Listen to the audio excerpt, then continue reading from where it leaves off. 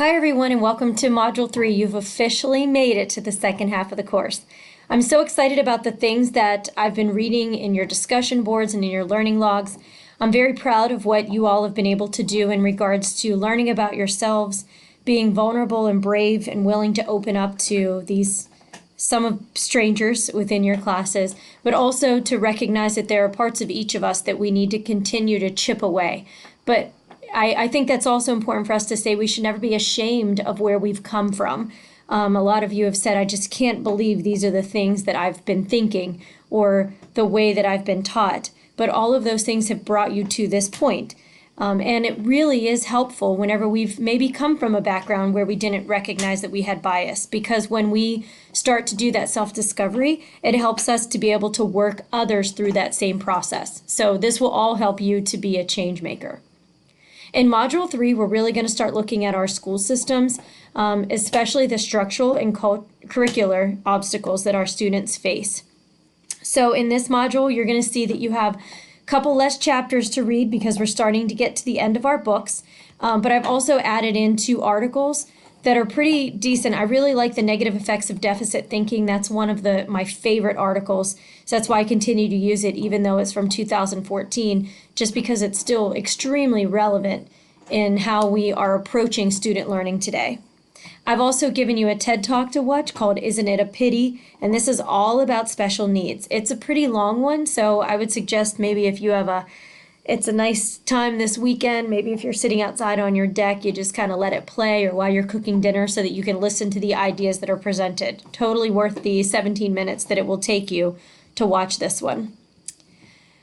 As we look into the module overview, you know that this is all going to be very similar to what we've been doing, okay? So the whole format is the same. The Module 3 forms are a little bit larger this time just because you're going to be posting your example questions from conducting a focus group, and those are due by September 27th. You'll see that right here. I appreciate Danielle got in already and posted hers.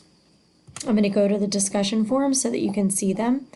So she actually gave you a very good example of what this looks like. It's very quick and easy. I just want to make sure that everybody's on the right track, and it's easier for me to guide you this early into the project than when we hit, Module 4 when you're finishing the project. So please just remember, give me a little bit of background on why you chose this group, some of your survey questions. It doesn't even need to be all of them, but just so maybe 5 questions would be helpful so I can get an idea of where you're going, and then also how you plan to get this done. All of this also will force you to put a formula in mind so that you can make sure that you're checking your boxes and getting your to-do list roaring.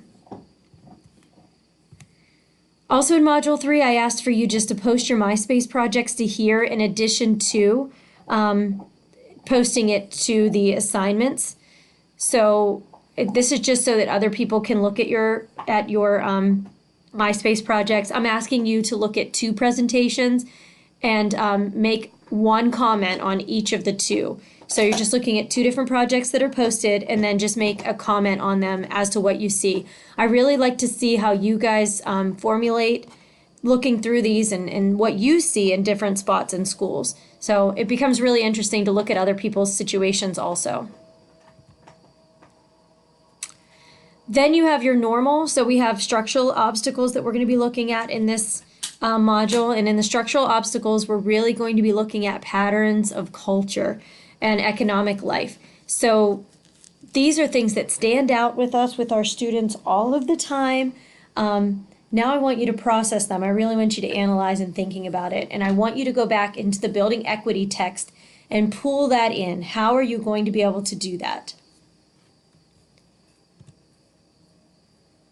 In addition to that, we also have the activity time, which is your chance to go into the social justice modules from Module 1, the isms, and take a look at one more ism. We're creating a graphic for that one. And then, of course, best practices. So if we're looking at specific issues on which there are accusations of bias from different directions, different students, what are some best practices for handling them?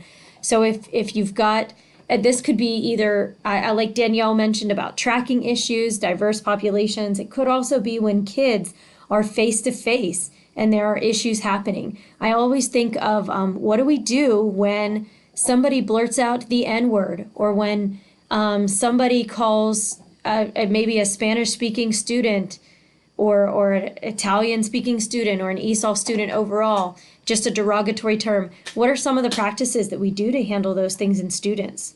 So I want you thinking it can be outside of the box, it can be what we do as a school system, or it could be also what can we do within our classrooms, looking at specific issues on anything where there could be bias involved, or whenever maybe it's students in the hallway. How do we deal with those kinds of things? So you have a lot of openness to talk about this one. So yes, Module 3 tends to be a little bit heavier just because you have a couple of additional posts to be doing as you go through. So I'm asking you please just to pay close attention to your time, because the 2 weeks will go very quickly. I have started to grade your discussion boards. I think I've graded everybody's learning logs at this point. They were so awesome. And what I realized is that instead of posting in the comments on your learning logs, I posted into your grading comments. So please, as you're going through your grading in your grade book, please, you can click the comments all the time so that you can see what I've commented on. I don't always comment on your learning logs just because I recognize that's a personal space for you to be and to discuss. But in modules like Module 2, where there's not an assignment for me to comment on and looking at what you've done to grow, I do like to go into those and give you a little bit of feedback. So I really want to thank you all for just being so active, so engaged with one another, and again, just being so brave to post questions, to really probe what each other is saying. It's been great. And I really enjoy the fact that we have folks from a specific cohort and then folks from outside of that cohort involved, because it helps all of us to grow whenever we have new perspectives introduced. So as we go through this module, if you have any problems, please let me know, especially with your focus group project. We'll be able to work our way through those and make sure we get them cleaned up before it hits a time when it's too late to do that. That's my goal, is to always make sure that you feel comfortable with this larger project before it's too late. MySpace projects are due the very last day of this module. So please keep that in mind. That's your one deliverable, and you'll be able to click where it's blue, and that will take you to the place where you can deliver it. Also, please post that into the Module 3 forum. And the focus group project is not open yet. That's why it's still black, so you cannot add anything to this assignment, but it will open up in about a week and a half. All of Module 4 will be open up so that we'll be ready to start finishing it. So I wanted to thank you all for your participation, and let's just keep this good momentum going. 4 more weeks, folks, I believe. Thank you.